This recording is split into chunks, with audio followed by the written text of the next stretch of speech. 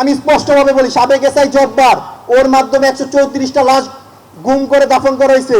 শাহবাগ থানায় লাশগুলো ছিল, তাকে তো আজও ধরা হলো না। এবং আমাদের সাথে ওসমান হাদি ভাই দৌড়াইছে এবং বারবার বলছে এই কবরগুলো শনাক্ত করেন, এই কবরগুলো শনাক্ত করেন। জনাব তারেক রহমান, হাসিনা আপনাকে কুলাঙ্গার বলেছিল, এসব কথা আপনি ভুলে যায়েন না। হাত মেলায়, ধনীরা রুটির দাম বাড়ায়, আর গরিবেরা খুঁজে তার ছেলেদের কবর। তার জলজন্ত প্রমাণ আমার ফ্যামিলি। আমার ভাই 18 জুলাই বাসার থেকে বের হয়। বের হওয়ার পর আমার ভাইয়ের কোনো খোঁজ পাই না।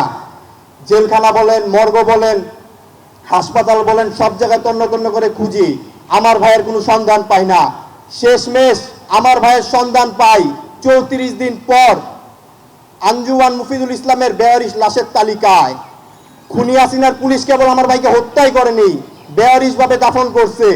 আমার ভাইয়ের যে সার্টিফিকেটটা ছিল, বেয়ারিশের যে সার্টিফিকেটটা, সেখানে স্পষ্টভাবে লেখা ছিল সেই 18 জুলাই আমার ভাই যে রাতে বেরোইছে, সেই রাতেই দক্ষিণ কাজলা মহাসড়কের উপর তাকে টর্চার করার পর গানশট দিয়ে গুলি করে।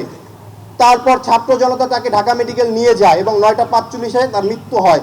এবং তার 5 দিন পর, মাত্র 5 দিন, তার 5 দিন পর তাকে শাহবাগ থানার এসআই জব্বার, সাবেক এসআই জব্বারের মাধ্যমে আঞ্জুমান মুফিদুল ইসলামে দেয় এবং আঞ্জুমান মুফিদুল ইসলাম রায়ের বাজার বুদ্ধিজীবী কবরস্থানের 4 নম্বর ব্লক দাফন করে। এটা ওই সার্টিফিকেটে লেখা ছিল।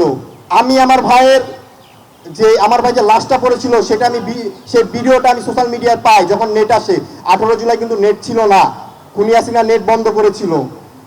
আমার ভাইয়ের যে ভিডিওটা পাই, সেই ভিডিওটা পাওয়ার পর আমার ভাই 34 দিনের ভেতরে ভিডিওটা পাই। কিন্তু 34 দিন পর যখন জানতে পারি খুনি হাসিনার পুলিশ আমার ভাইকে হত্যা করে বেয়ারিশভাবে দাফন করে ফেলেছে সেই রায়ের বাজার বুদ্ধিজীবী কবরস্থানের 4 নম্বর ব্লক। আপনারা দেখেন একটা মানুষের ওয়ারিশ থাকা সত্ত্বেও কিভাবে বেয়ারিশভাবে দাফন করে, আর মাত্র 5 দিন। তাহলে 5 দিনের লাশটা কই ছিল? আমরা 3 দিনের মাথায় ঢাকা মেডিকেল গেছি, তন্ন তন্ন করে আমার ভাইকে খুঁজছি, কিন্তু আমার ভাইকে তো পাই নাই। সাবেক এসআই জব্বার, আমি স্পষ্টভাবে বলি, সাবেক এসআই জব্বার ওর মাধ্যমে 134টা লাশ গুম করে দাফন করা হয়েছে। শাহবাগ থানায় লাশগুলো ছিল, তাকে তো আজও ধরা হলো না।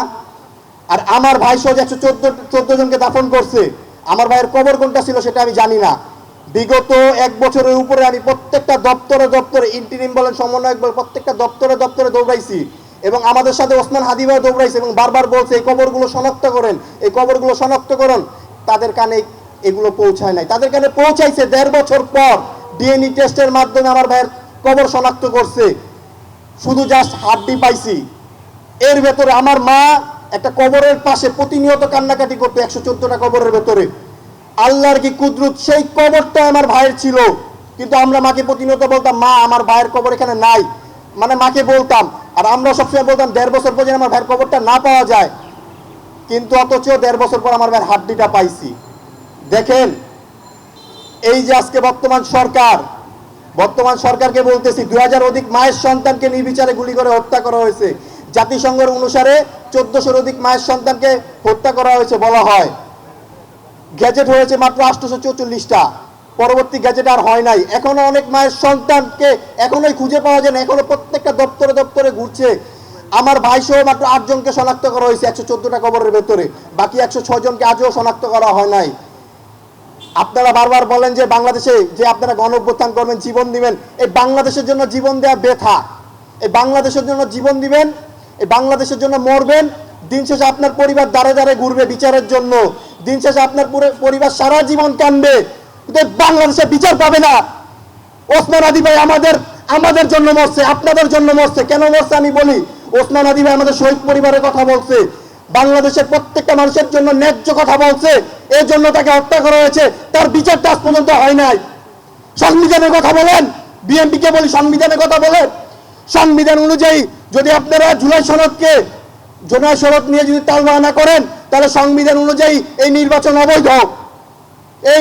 অবৈধ। সংবিধান অনুযায়ী আপনারা যে সংসদে গেছেন এইটাও অবৈধ। আপনাদেরকে রিকোয়েস্ট করব, আজকে দেখলাম আপনারা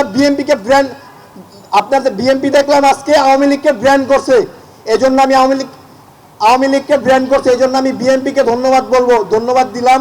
এবং বিএনপিকে বলতে চাই, মাননীয় প্রধানমন্ত্রী জনাব তারেক রহমান স্যারকে বলতে চাই, স্যার দেখেন 2000 অধিক মায়ের সন্তানকে নির্বিচারে গুলি করে হত্যা করা হয়েছে। 30,000 অধিক আমার ভাইরা আহত মৃত্যুবরণ করেছে। তাদের রক্তের সাথে বেইমানি করেন না। তাদের রক্তের সাথে যদি বেইমানি করেন আল্লাহ সহ্য করবে না। আমাদের মায়েদের চোখের পানিতে আপনি ধ্বংস হয়ে যাবেন। তাই রিকোয়েস্ট, আপনি জুলাই সনদ যত দ্রুত সম্ভব বাস্তবায়ন করেন। এবং আরেকটা কথা বলি, বাংলাদেশের রাজনীতি হলো নোংরা। এই বাংলাদেশের রাজনীতিতে মন্ত্রীর ছেলে এমপির ছেলে মরে না, মরে সাধারণ ঘরের ছেলেরা মরে। আমার ভাই ছাত্র ছিল না, আমার ভাই ছিল একজন ব্যবসায়িক। আমার ভাই যখন দেখেছে ছাত্রদের উপরে নির্বিচারে গুলি করে হত্যা করা হচ্ছে, ছাত্রদেরকে টর্চার করা হচ্ছে, আমার ভাই আর ঘরে থাকতে পারে নাই, আমার ভাই বের হয়েছে। কিন্তু আমাদের কি হলো, আমরা তো আমার ভাইয়ের শেষ দেখাটুকু দেখতে পারলাম না, এক মুঠো মাটিও কবর দিতে পারলাম না পরিবারের কেউ। এমনকি রায়ের বাজার বুদ্ধিজীবী কবরস্থানে 114টা কবর, দীর্ঘ 1.5 বছর পর আমার ভাইয়ের কবর শনাক্ত করা হয়েছে, অথচ পেয়েছি হাড্ডি। আমি আমার মা বাবা ভাই বোন তাদের আগার কিভাবে সামলাবো? আমি তো আমার নিজেকে এখন পর্যন্ত সামলাতে পারি না। আজও হলো না আমাদের ভাইদের হত্যার বিচার। 1400 অধিক মায়ের সন্তানকে যদি নির্বিচারে গুলি করে হত্যা করা হয়, এটা জাতিসংঘ লিস্ট, তাহলে প্রত্যেকটা হত্যায় যদি একটা করে পুলিশ জড়িত থাকে তাহলে 1400 অধিক পুলিশ হবে। সেখানে এই যে 1.5 বছরের উপর হয়ে গেছে, মাত্র 61টা পুলিশ ধরা হয়েছিল, আর এর ভেতরে 61টা পুলিশের ভেতরে অনেকে জামিন পেয়ে গেছে। তাহলে ভাই বিচার কিভাবে পাবো? আর আপনাদেরকে কেন বলবো যে, আর আমি নিজে কেন বলবো বারবার যে আবার জুলাই আসবে? জুলাই এসে কি লাভ? যদি দেশের মানুষ, যদি রাজনীতিবিদরা ঠিক না হয়, তাহলে জুলাই এসে কি লাভ? আমি মরবো, আপনি মরবো, আমাদের ফ্যামিলি সারা জীবন কাঁদবো, কিন্তু বাংলাদেশে বৈষম্য মুক্ত হবে না, স্বৈরাচার মুক্ত হবে না। তাহলে জুলাই এসে কি লাভ? বারবার গণঅভ্যুত্থান হয়ে কি লাভ? তাই রিকোয়েস্ট করবো, যত রাজনীতিবিদরা আছে, ফেসিস্ট আওয়ামী লীগ বাদে যারা আছেন, জামাত আছে, এনসিপি আছে, বিএনপি আছে, তাদেরকে বলবো আপনারা 15 বছর অনেক নির্যাতন গুমের শিকার হয়েছেন, এগুলা ভুলে যায়েন না। হাসিনা আপনাদেরকে কি বলছিল? জনাব তারেক রহমান, হাসিনা আপনাকে কুলাঙ্গার বলেছিল, এসব কথা আপনি ভুলে যায়েন না। বিএনপির ভাইদেরকে বলছে, এসব কথা আপনারা ভুলে যায়েন না। আর আরেকটা কথা বলি বিএনপির ভাইদেরকে, যারা আমার এলাকার এক ঘটনা বলি সংক্ষেপে। এক ভাই আমাকে বলতেছে, ভাই জুলাই গণঅভ্যুত্থান হলো, তোমার ভাইরা মারা গেল, তোমার ভাই মরলো, তোমার ভাই শেষ দেখাটুকু তো দেখতে পারলা না।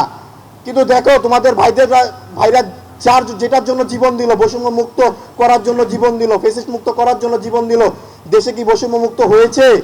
আর দেখো, আমি একজন বিএনপির কর্মী, আমি যখন হাসিনা ছিল, আওয়ামী লীগ ছিল, আমি পালায় পালায় বেড়াইতাম, আমি যে কতটা কষ্টে দিন যাপন করতাম সেটা আমি বলতে পারবো। অথচ দেখো আজকে আমি আবার রিক্সা চালাই, সেই লোকটা রিক্সা চালায়, অথচ দেখো আমি আজকে রিক্সা চালাই, কিন্তু আমাকে মূল্যায়ন করে নাই বিএনপি জামাত।